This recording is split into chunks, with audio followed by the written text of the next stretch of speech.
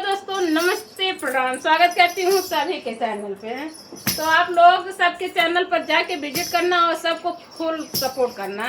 तो चलिए आप लोग के बीच में एक मनोरंजन डांस लाए हैं, देसी एकदम देहाती गंवार मॉडल में। तो आप लोग कैसे लगे कमेंट के माध्यम से जरूर बताना।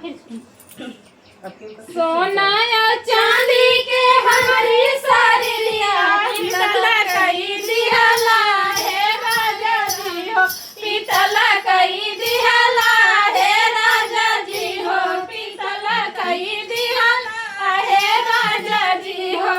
माई और बाबू के पालल शरीरिया, माई और बाबू के पालल शरीरिया पीतल कई दिहला है राजा जी हो, पीतल कई दिहला है राजा जी हो, पीतल कई दिहला है राजा जी हो, पीतल कई दिहला है राजा जी हो। सोना और चांदी के हमारी साड़ियाँ पीतल कई दिहला है राजा जी हो, पीतल कई दिहला है राजा जी हो।